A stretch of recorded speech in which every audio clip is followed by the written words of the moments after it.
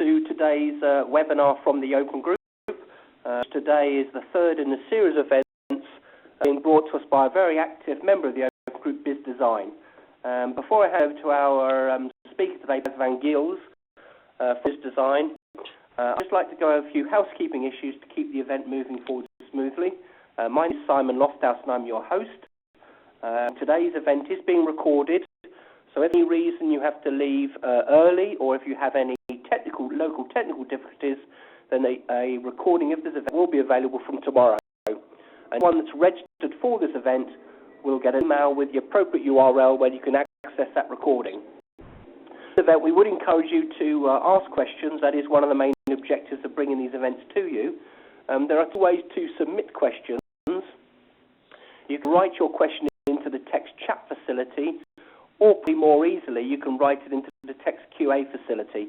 Can I ask that if you do submit a question via those two text areas, could you address your question either to all or all participants? That way everyone gets to see all the questions that are being submitted. Now, I do know that Baz will be making the presentation available at the end, and he will be leaving a URL where you can access that recording. But if for any reason you don't jot that down and you want to copy the recording, please feel free to send an email to me, that's Simon Lofthouse, and I'll happily pass it on to Baz at a later date. So if you're ready, can I ask you to start your presentation? Yep, absolutely. Thank you, Simon. Also on my behalf, welcome everybody to this presentation on delivering enterprise architecture with TOGAF and ArchiMate.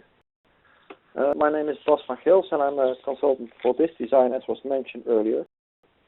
I'd like to share a few ways with you to get in touch with me if you have any questions after. Of course, my phone number and email address always work, but I'm also quite active on both LinkedIn and Twitter. So those are media via which you can reach me. And of course, you can also check out our blog, which is blog.bizdesign.com. Actually, part of today's presentation is also covered in a series of blog posts that you will find there. With that out of the way, I will say quickly a few words about Biz Design. We're a new company and we're active in four major service lines, which is enterprise architecture management. And this is all where we, of course, position the whole TOGAF and ArchiMate space. In enterprise architecture management, also very active in the area of business modeling, which mainly appeals to the strategic level of organizations. And from enterprise architecture on downwards, if you like, also are more interesting things such as process management and business requirements management, also set up in the field of information management. With those service lines, we have an integrated product offering with both consulting services, tooling, training, and best practices. Whenever you see us active at the client, we can mix and match from the service lines and the different types of service offerings that we use. The presentation is actually a mix of these. We'll do it off best practices that we've discovered and that we've developed with our clients. And I will also be basing part of the presentation on consulting assignments that I've had in the past 3 or 4 years. As I mentioned earlier, we're a global company. We have offices in North America as well as in Europe. We'll branch out a bit more in the near future. Here you see some of our clients, and some of them will show up later on in the presentation as a study. So here's the agenda for today. I'll quickly race you through an introduction to both OpenStack, TOGAF, and ArchiMate. If you're with those standards already, it will only be a very brief 5-minute introduction into those. I'm in the account that I should move closer to the microphone. I hope you can hear better now. And I'll do a quick introduction of both TOGAF and ArchiMate. This will be a very short introduction to give you a feeling of both standards, just in case you're not familiar with them. Then we'll move into what is the current challenge for enterprise architects that we see. And based on that, we'll dive into tips and practices for success with TOGAF and ArchiMate. I'll conclude with some areas where you can get some more information. Let's introduce the field of enterprise architecture. The word concept of two, enterprise and architecture, so let's look at them rather quickly. Definition concept of enterprise, we tend to use the one that is that correctly from the Open Group, from the TOGAF standard, where enterprise is equated with an organization that has a common goal bottom line. Can be a shape really, any size. For example, a department can be an enterprise. We can see an entire organization or corporate, and as it's named here, as an enterprise, or even an entire supply chain, which also, of course, has a common goal.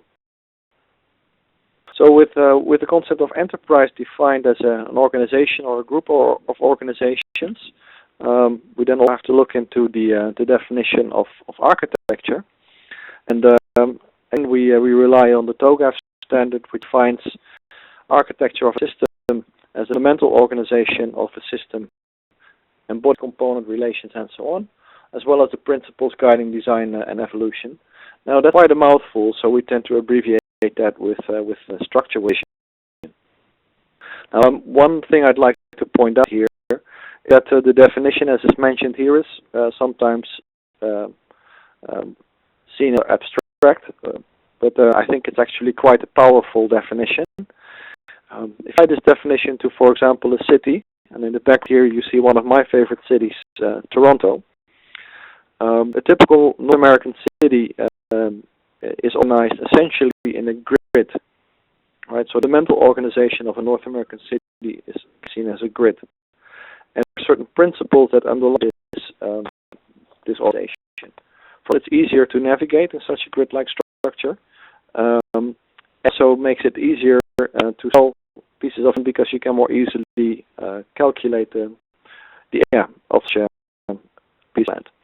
If you look, for example, with a typical European city like Amsterdam or Paris or even London, organizing principles, when the city was, if you like, were completely different, and therefore the shape of the city is entirely different. It's a rather powerful and very practical definition. Still, if you translate all of that and apply it to the field of enterprise architecture, which is what we tend to do, the following definition makes a little more sense. Where we say architecture is a conceptual tool which helps organizations to answer the question, how should we get organized? Right? It provides a map of the enterprise. It can be seen as a route planner, and this definition, for me, tells what the essence is of what architects do in practice. Right? They help business, they help the enterprise in determining the direction for the organization, decision making, and it's the organization to go from A to B in a controlled manner. So positions we use with respect to the definition. Right? And to have a successful architecture framework, there's two things that you really need. There's a process, and the process, of course, helps you go from where you are to where you want to be in a controlled manner.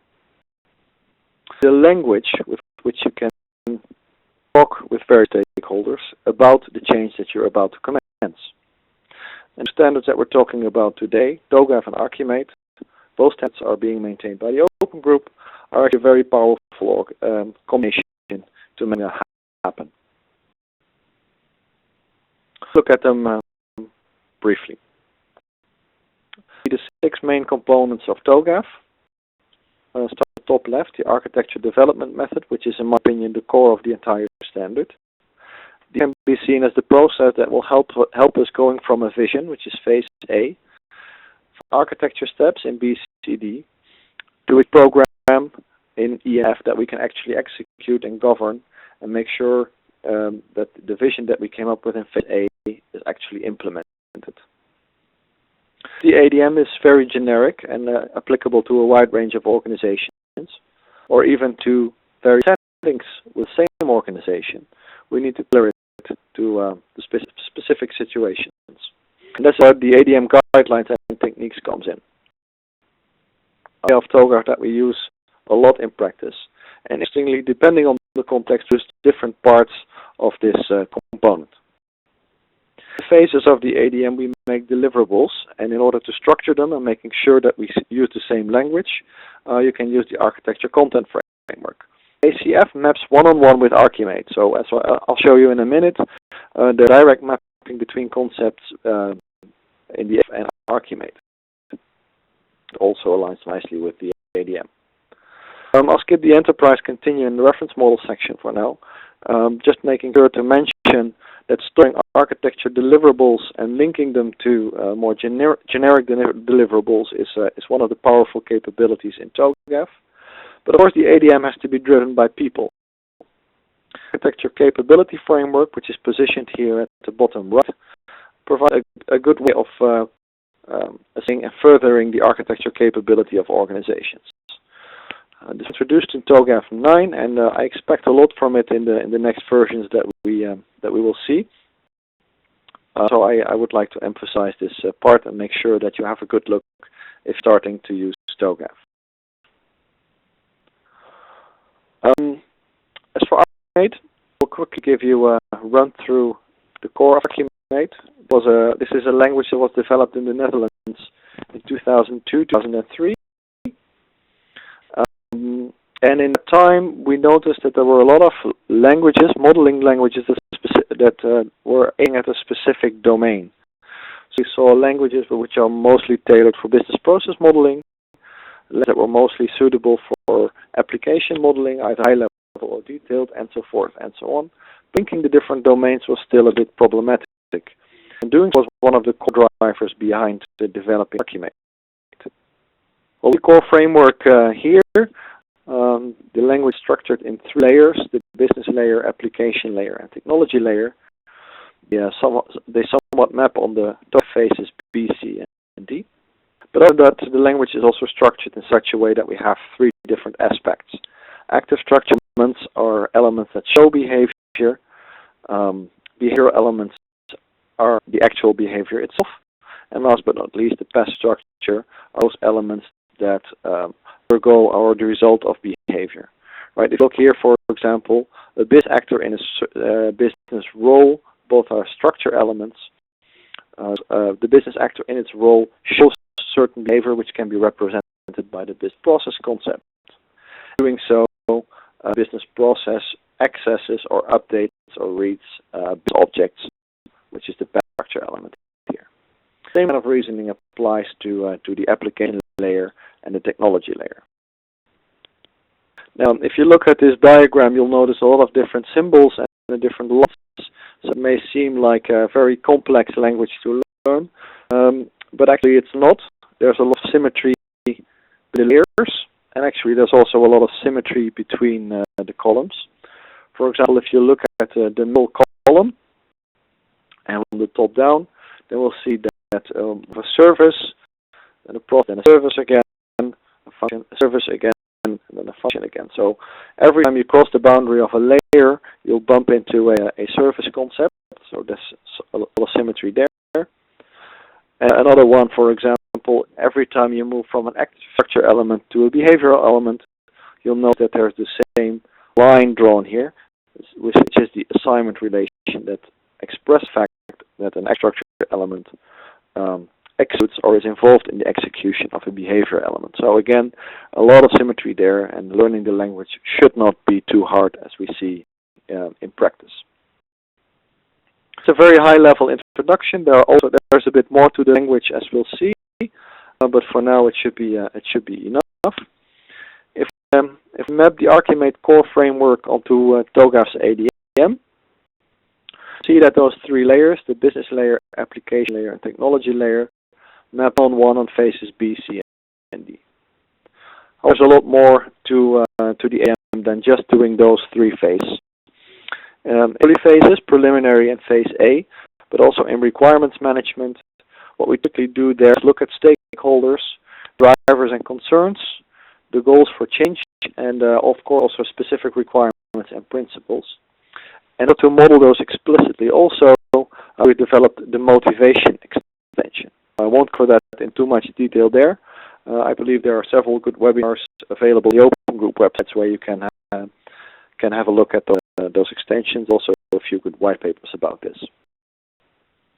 interfaces, E, F, and G, operating solutions, migration planning and implementation governance. This is where we deal with projects, work packages, in order to go from where we are to where we want to be. And to support those three phases, we've developed the implementation and migration extension.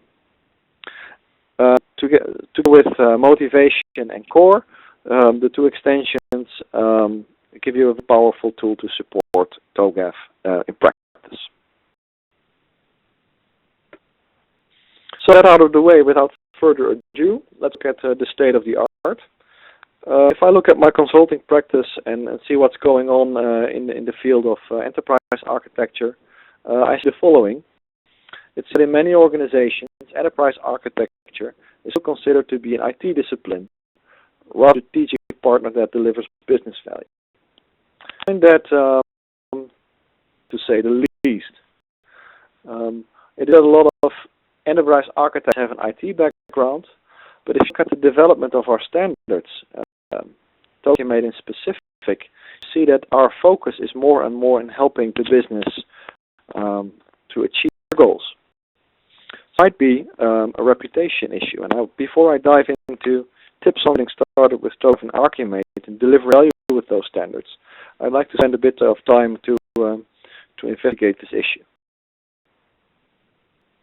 I did a few days ago. I used Google Analytics to examine what is going on in the field of enterprise architecture and the conversation that goes on online, just to see if my hypothesis is correct. And after a bit of research, I came up with these two diagrams.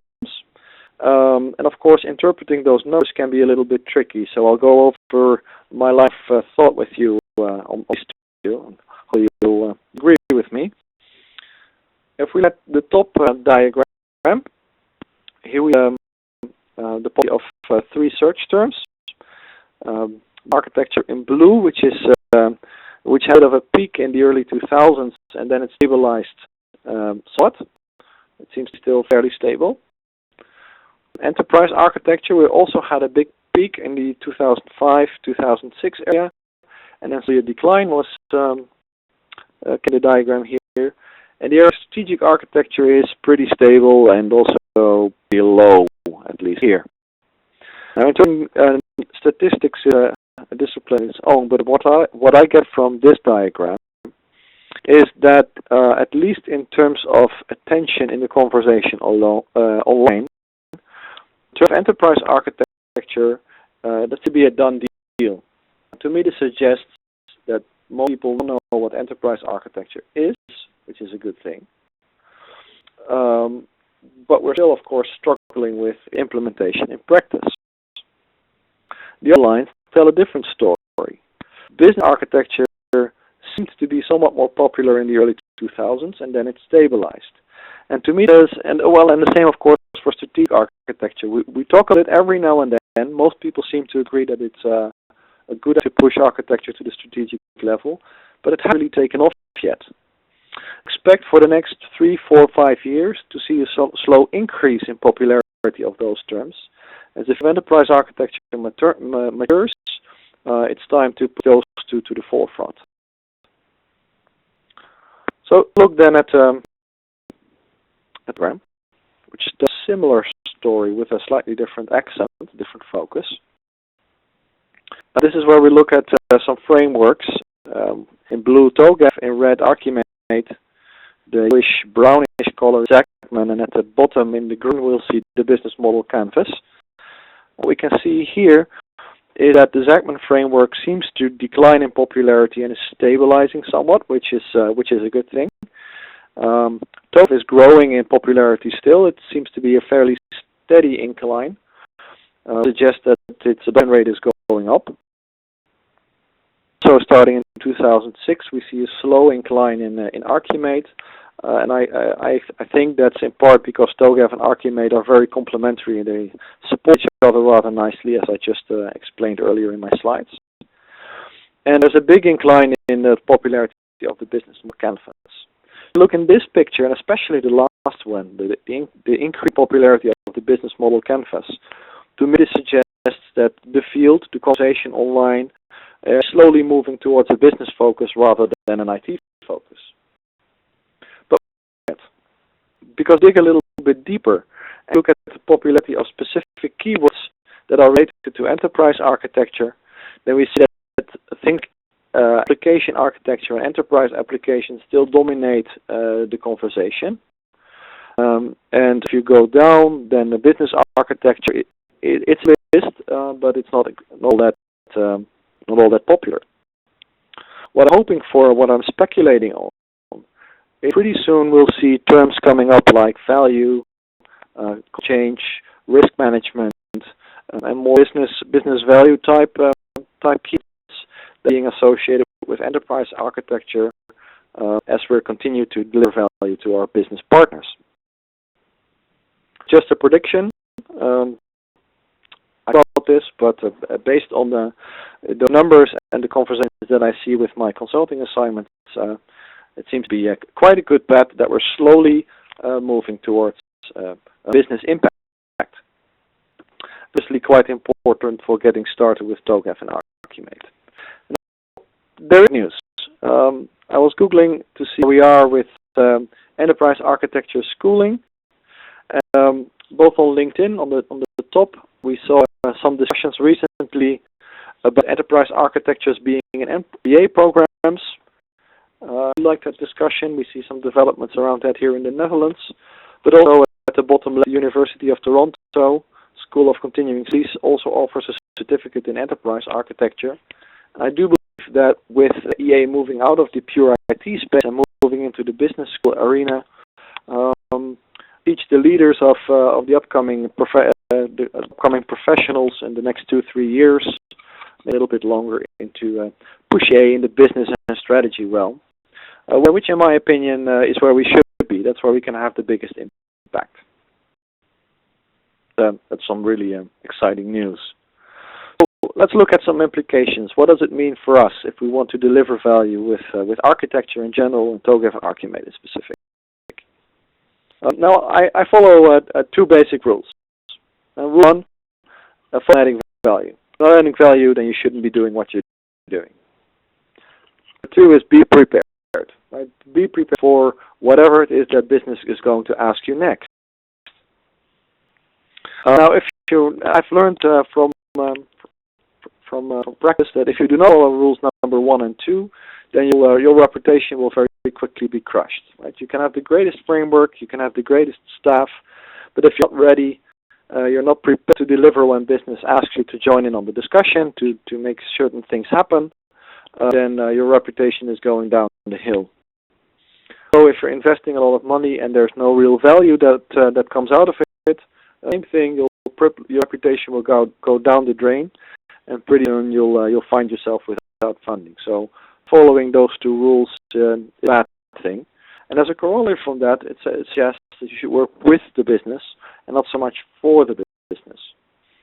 The only way to figure out what to be prepared for is to work with the business. We have at the table when the decisions are being made, so we can anticipate and make sure that we're ready.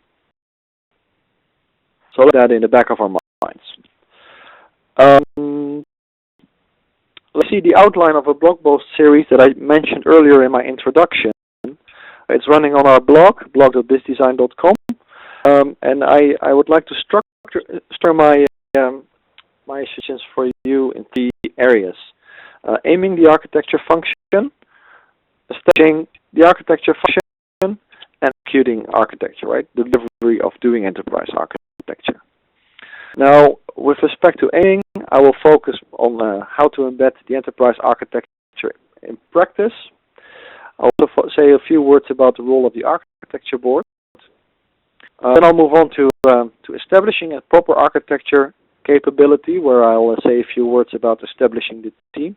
And this again, I mentioned earlier, this appeals to the bottom right component in the 6 building blocks of TOGAF, the architecture capability framework. There's a lot of good stuff to be learned in that area.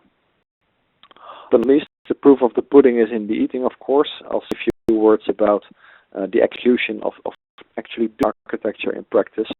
We'll focus on principles and models. All right, let's see where to start and what to do. Let's start with the aim part here. Right? Aiming the architecture function is about figuring out what is it that we're here for. What is our added value? And look closely at TOGAF's ADM. And this appeals to phases P and A, the preliminary phase and the vision phase. That's where we figure out what goals are, what it is that we try to achieve with enterprise architecture. Now, in my opinion, one of the first things you should do is to establish an architecture board that's proper business executives which set goals and KPIs for your architecture capability. Being accountable, in my opinion, is a good thing. Right? We know what our KPIs are. If we know what our goals are, then we can properly report on what it is that we're doing. We can properly report on the progress that we're making. And even in the worst case, so all hell breaks loose in the projects that we do, we can still know why we did it and show and report on those KPIs. So that, in my opinion, is where you should absolutely start. Now, setting goals may sound easy and straightforward, but in fact, it's not.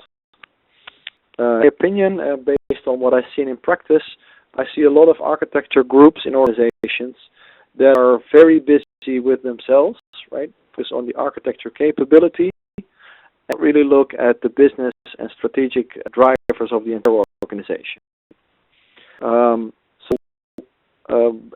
We have a proverb that says they're belly staring, they're really looking at themselves. What you're doing when aiming your architecture function is to make sure that your goals align with corporate goals and then ensure your architecture capability is embedded in project management and governance. Now, this is still tricky, but this also explains why the architecture board should have all those executives in there. And start conversation should you going. It's not an easy task, but the only way to success. Let's move to the established part. Based on the goals that we've selected, you establish a team that actually pursues the goals that we've decided upon. As I mentioned earlier, in most organizations that I come, I see a lot of IT folk, architecture capability. They're mostly rather senior people who have a lot of experience under their belly. And some organizations are starting to experiment, where we get people with different backgrounds, right? With businessy people, psychologists, people with a law background, different people with different backgrounds, but all mixing and matching with different levels of experience. More senior architects, more junior architects who come in bringing the latest and greatest insights that they've learned in school, business school, university, that sort of thing. And last but not least, also mixing focus. With architecture too, we can focus on either setting the strategy for the organization or focus more on execution, on making sure that we properly support all sorts of change processes in the organization. I think that organizations who experiment with a mixed team are going to be the most successful in practice. We need agility in the field of architecture, and so I recommend that you get your hands dirty and experiment with different people performing different roles. But not least, execution. The proof of pudding is in the eating. At our work, we make sure that we deliver. Just plans and architectures and roadmaps in itself, in my opinion, is not enough. It's the start of something.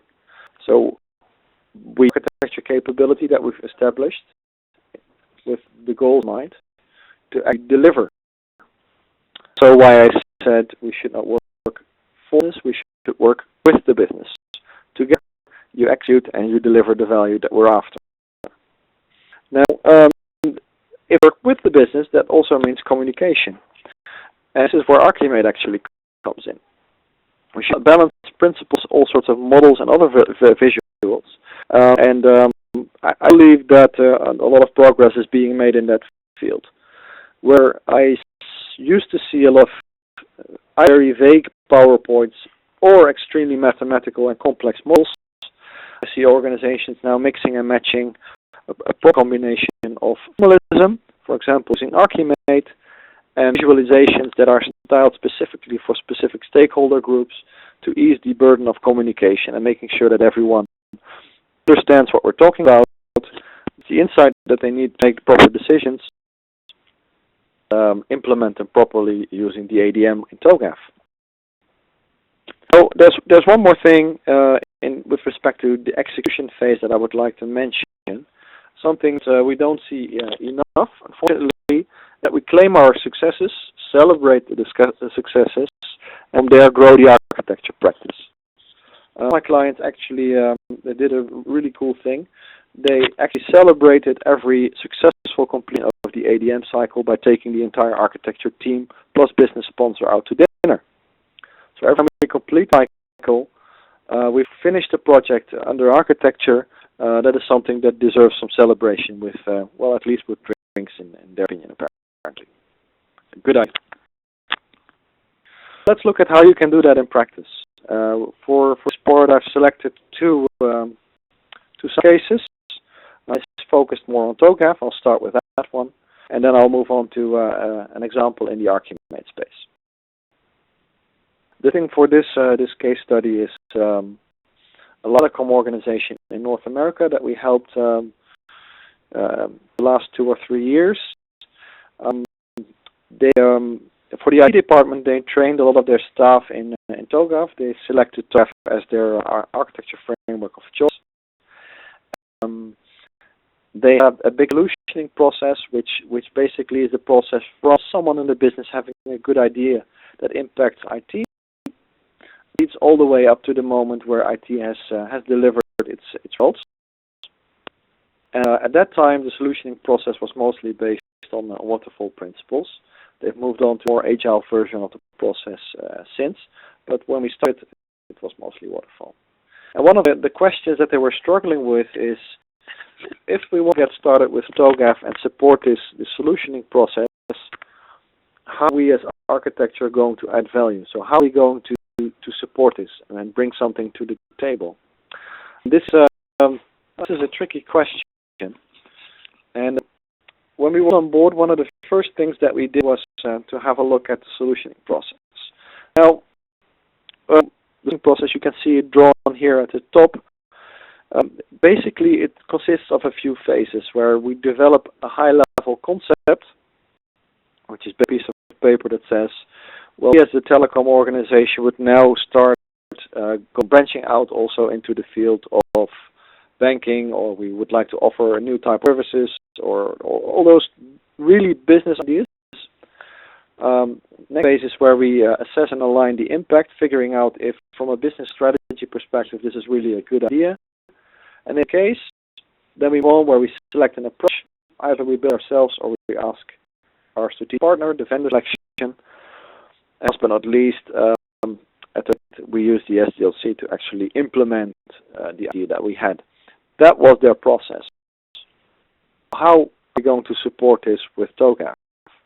What we did is the following. We put a series of workshops where we invited everyone in the organization, business people, managers, people from IT, people from architecture, people from infrastructure, and we asked them the question: look at the solutioning process as is, and please tell us what it is that we can help you with. So what is going wrong in the current process? Which areas can be improved upon, and how we help you to implement that improvement. Jobs they were very high energy. A lot of stuff came out of them. And what we the results, we had two main impacts. On the one hand, there was a lot of positive drive in the organization because of the way we worded things. Architecting the thing like we're going to help you improve your process sounds very service oriented, which was a good idea.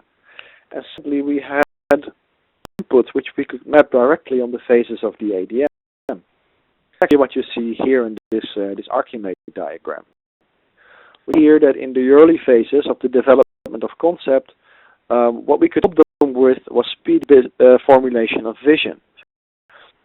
Modeled here as a business service, vision formulation, and it's by the architectural vision phase in the ADM. Phases B, C, D, business architecture, information systems architecture, all the way up to opportunities and solutions. We group that into one business service, impact analysis. And if you look in the solutioning process, there are several places in that process where we can do impact analysis. Of course, early on, where we know very little, we only have that one pager which outlines the idea that we're pursuing. We can do a high-level impact analysis. And for hitting full-blown implementation in the SDLC, we do a very, very detailed impact analysis. That's to 4 of the phases in the ADM. We identified an opportunity to support the solutioning process with some detailed project planning, which meant the migration planning part of the ADM. At the time, they were ready to use that service in their project planning methodology. Even though we did identify the opportunity, we chose to postpone implementation of that service until a later point. And as far as I know, we're currently in the process of architecture involved in developing the strategic roadmap and the planning for the upcoming months. Last but not least, station governance phase G, leads to a governance service which is used in actually building systems that were implementing the vision that was developed early on in the ADM. So here you see how the ADM, using the ADM, you can offer services that support, in this solutioning process, in a large telecom organization. The same trick for other types of processes as well. Successfully mapped the phases of the ADM to situations where we develop or support, for example, a governance process or study processes and even strategic planning processes. So looking at how we can add value to the pre-existing process. So mostly on establishing the architecture capability, and the organization is currently executing the architecture capability as we can see it designed here. So this the service-oriented engagement model.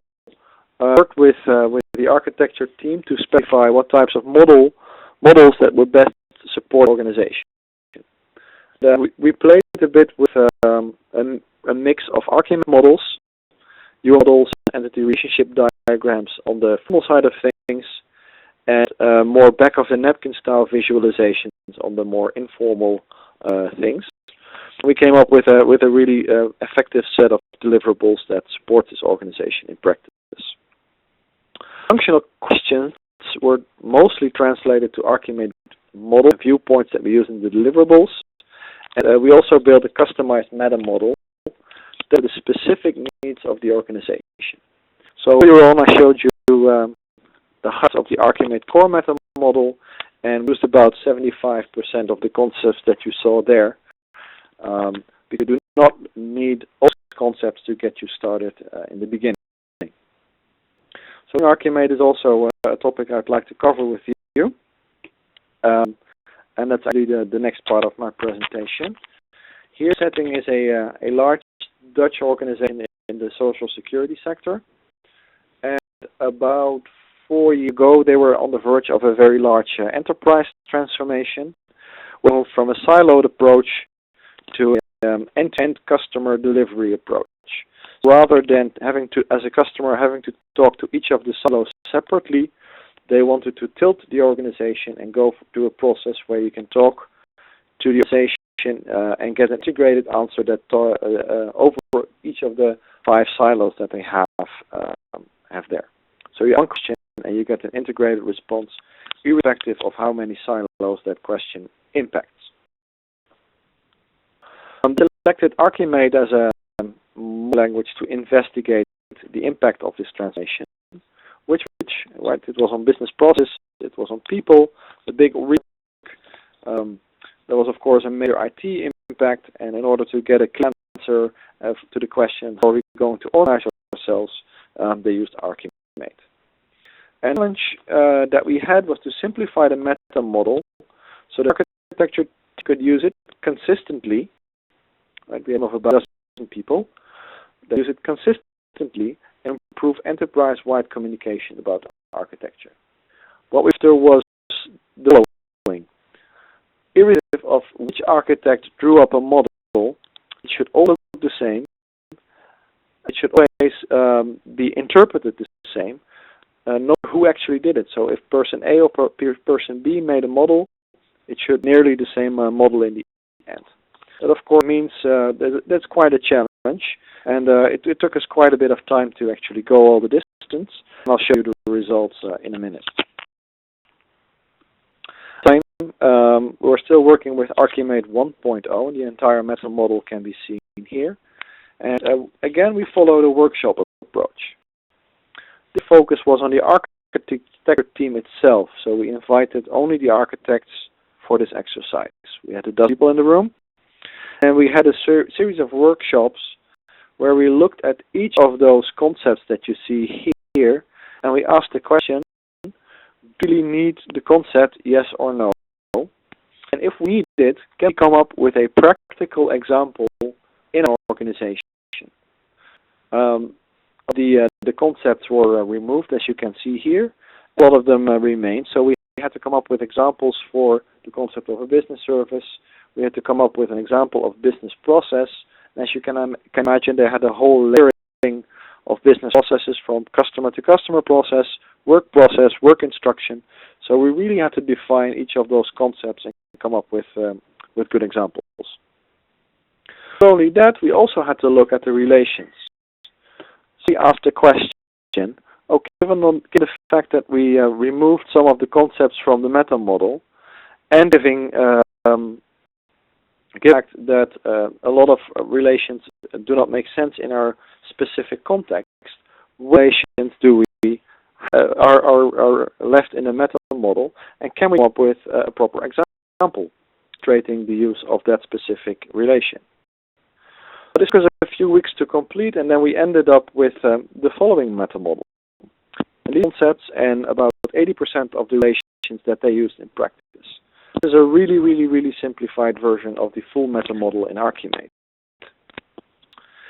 We used this meta model to successfully define that big enterprise transformation that I spoke about earlier.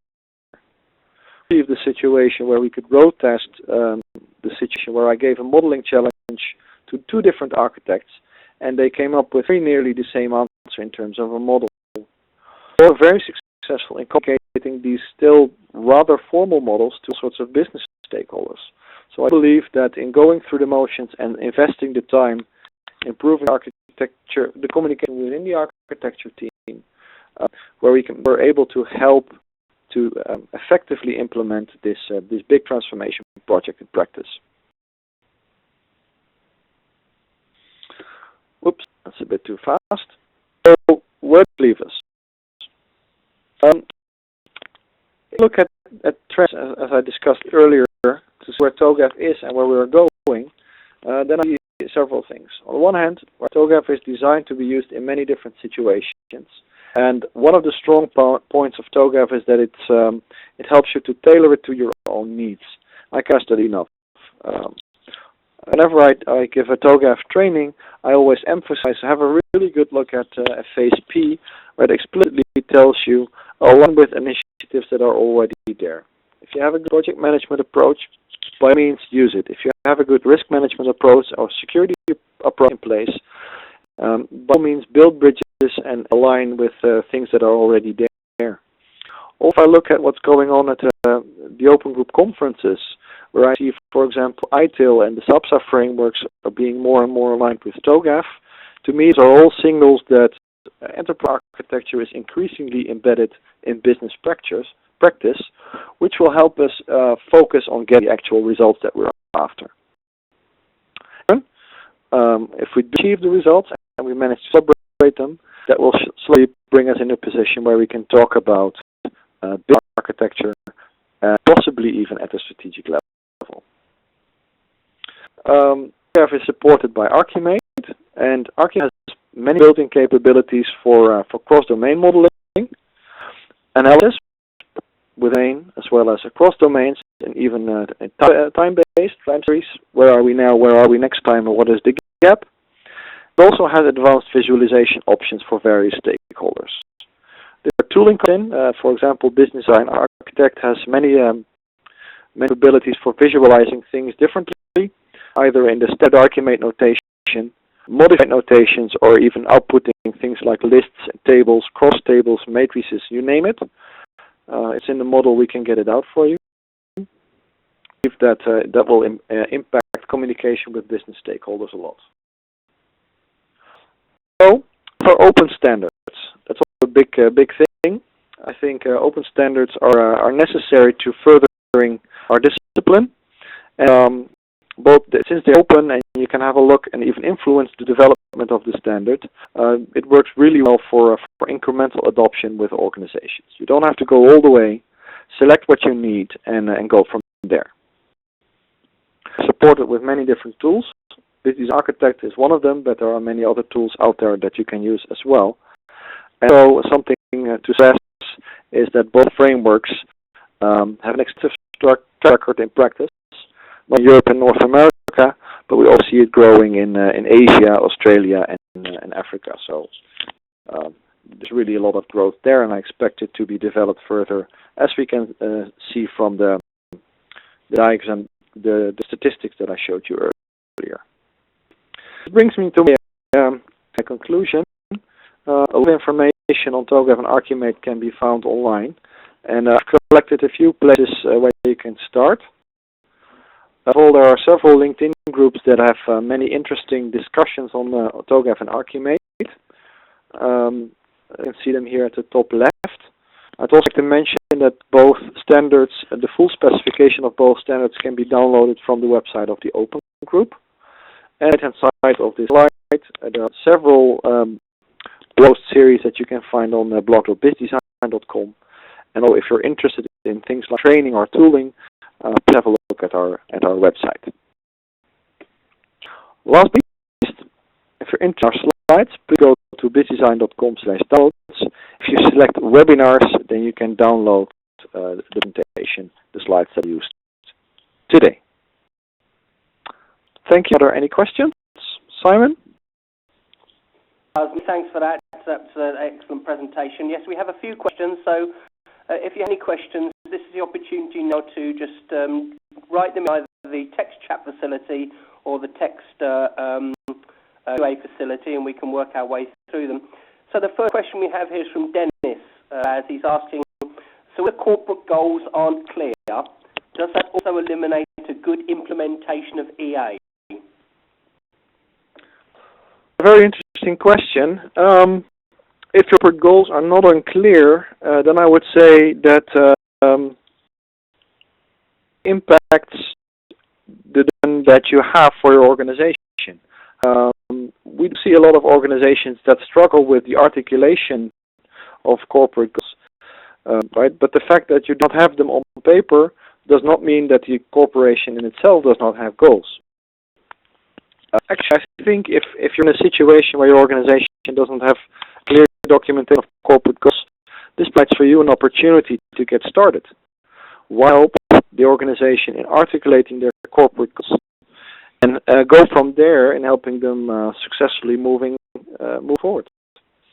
So I would use the situation as an opportunity and tailor your architecture framework in helping the business articulate corporate goals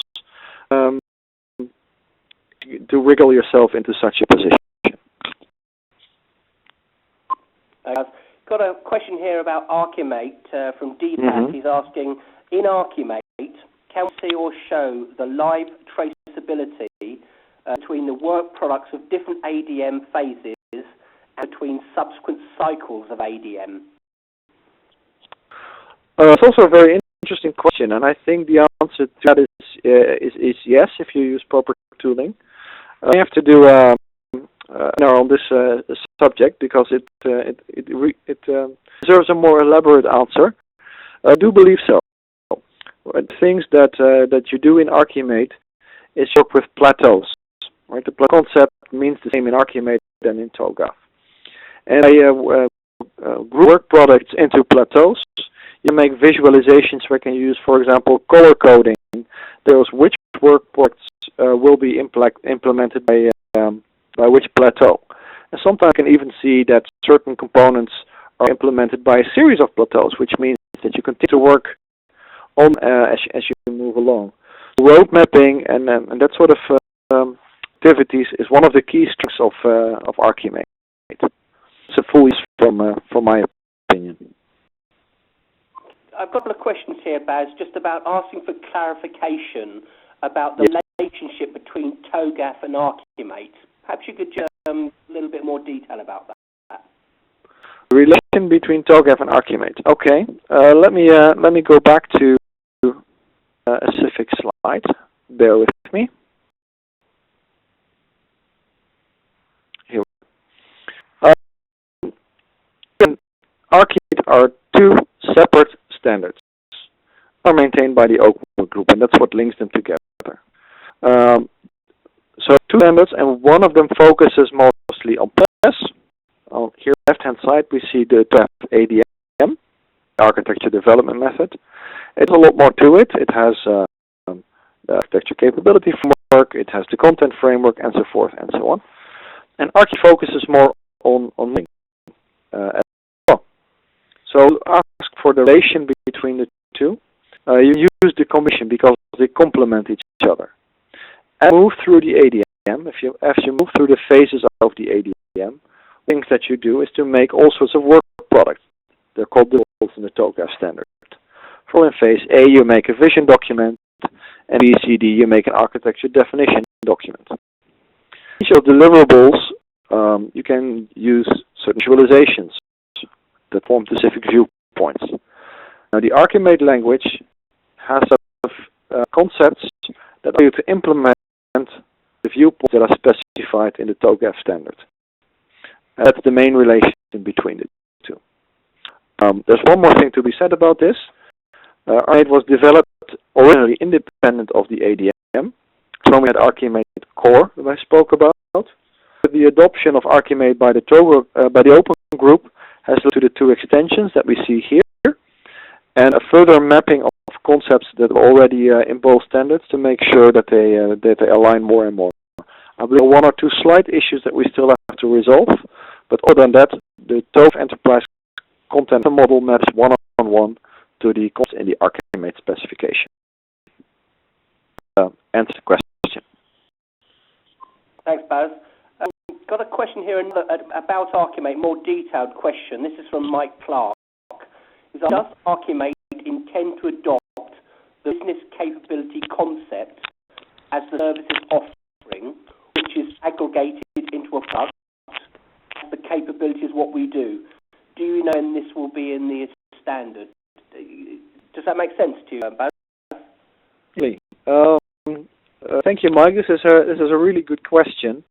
One of the key strengths, the really strong things in TOGAF is the capability framework, capability-based planning as a technique, and there have been several proposals, as far as I know, on how to implement capability-based planning using concepts in ArchiMate.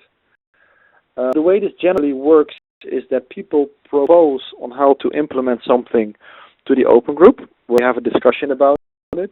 The revised proposal are being taken, and then you move to a resolution. Once the resolution is there, in the next version of the ArchiMate standard, it will be published and accepted as the standard.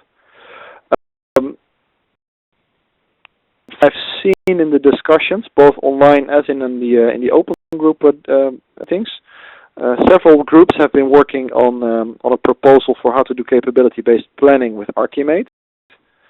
It's a part of my own personal research agenda for the upcoming year. So do expect quite a few proposals to be published at the Open Group next year, and hopefully in the next release of ArchiMate, which I do not have a date, it will incorporate something.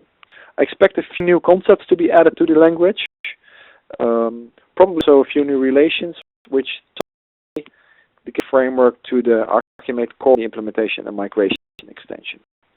What it looks like, I have no idea just yet, but I would like to invite you to join in on the discussion. Actually, Simon? Thanks, Barry. Question here from Andrew McCarthy. It's moving on with ArchiMate. He's asking, there's BPMN2UML. What's the difference and the thing that makes ArchiMate stand out from the others? Thanks for the question, Andrew. BPMN2UML, Entity Relationship Diagram, there's a lot of modeling languages out there. And what we generally see is that those languages are very specifically tailored to one domain. For example, BPMN2 is very specifically tailored to process modeling and process execution. UML is more universally applicable, as the name suggests, but so we see that it's mainly used for modeling applications in terms of structure and behavior. I think sets ArchiMate apart two things. It's a more high-level language, so the type of things that you model are more granular. Secondly, in my opinion, ArchiMate provides a consistent way and a symmetric way of modeling both within a domain, the domain business, application, and technology, as cross-domains, link domains for impact analysis and true enterprise-wide enterprise architecture. In practice, you will want to use a combination of both. So as long as you're working at the architect level, where enterprise architecture, segment architecture, or capability architecture, you're probably best off using ArchiMate as a language. And as you move into the design and implementation and realization space, then you want to flesh out those granular concepts using the languages that you suggested, and probably a few more. I've got a very interesting question here. It's a question from Subramania asking, is it feasible to implement TOGAF for enterprises with limited budgets?